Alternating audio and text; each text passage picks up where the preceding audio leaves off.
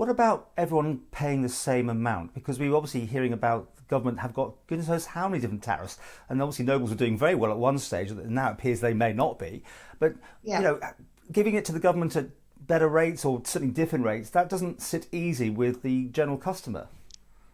Yeah, and it's really interesting, Paul, because for me, that's just life, right? Economies of scale drives a better price point. It doesn't matter what you buy. If you buy more of it, you get a bigger discount. And that's just life, isn't it? If you're a domestics customer that has a two-bedroom house and you're supplying a huge hospital over here on the right, and by the way, they are our biggest commercial customer on the island, they are going to drive some economies of scale. Now, right now, they took a punt. Do I take a fixed tariff or a variable tariff? And that variable tariff is actually hurting them at the moment as this price increase has gone through the roof. And it's a yin and yang, it swings and roundabouts. And these are the decisions we have to make in our life, isn't it? But for me, commercial customers will always get a better price because of the sheer volume of gas that they buy. There's just that thought, though, because it's government and they regulate you, that it's a bit of a sort of we'll look after you if you look after us sort of thing, though. You can see that, can't you?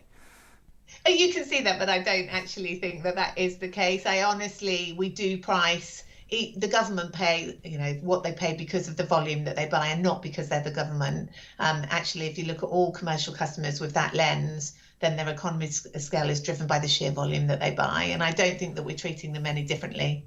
Well, we've seen in the UK gas companies going to the wall.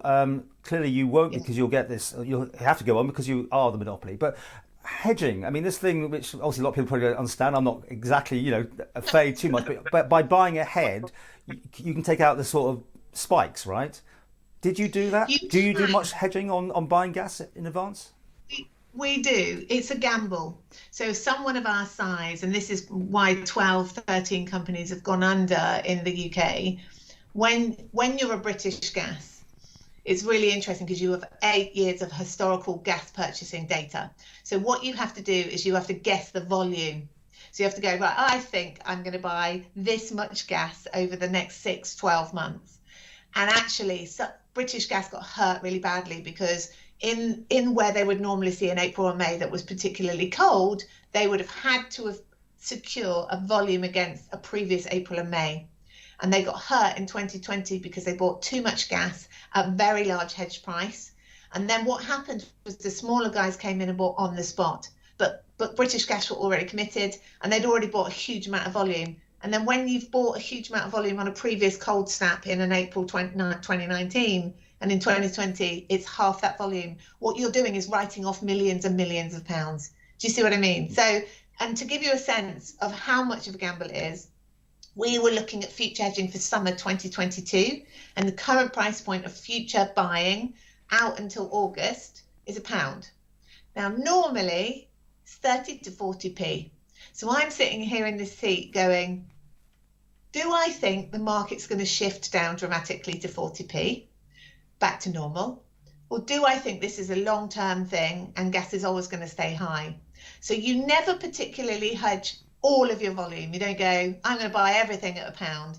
What you will probably do is protect to give you certainty of around 30% of your future volume. And is that So what you did? 30%? we did 35% when the price started hiking. And it's always a risk, right? Because if the price then comes down, we've lost millions because I've hedged at the wrong price point. And it is a proper gamble. For the first time in a long time, I've had to get to know more about hedging, Paul, than I have in my entire career.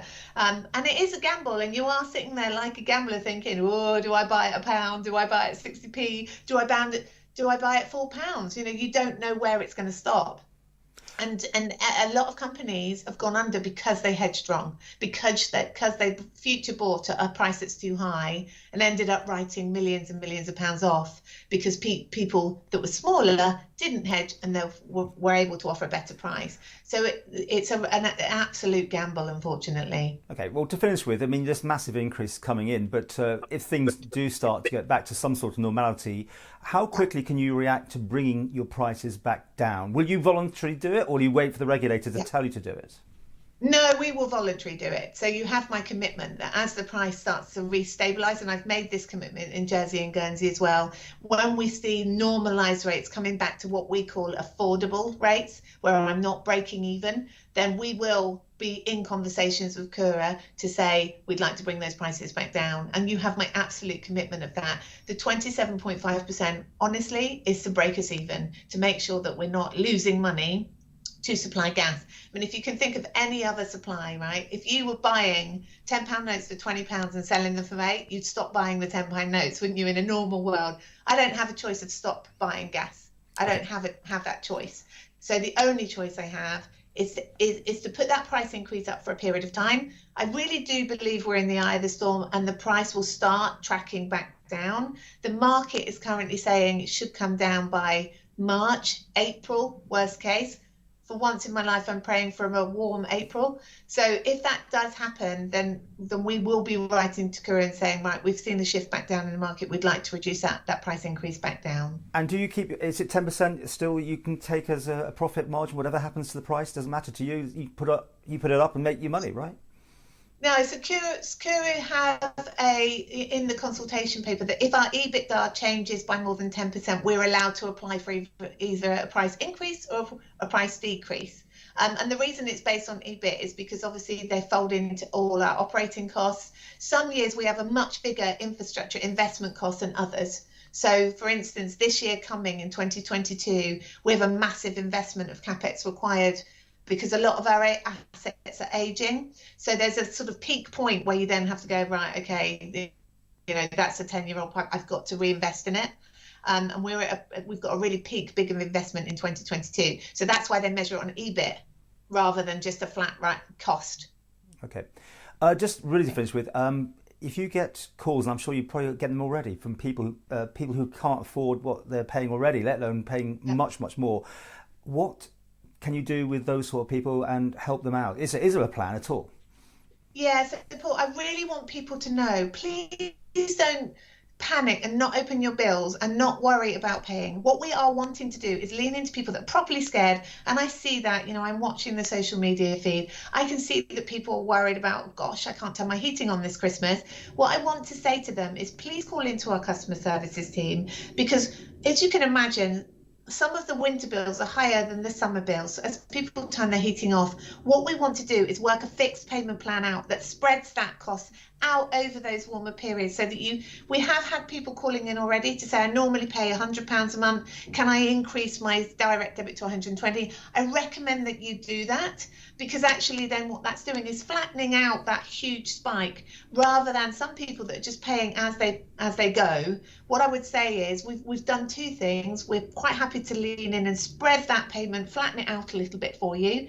So I've worked out the average household will increase their bills by around £20 per month. So if you wanted to call in and spread that out, so either increase your direct debits by £20 a month, or if that's too much for you, spread it out to £110 per month, but for through the the summer months as well.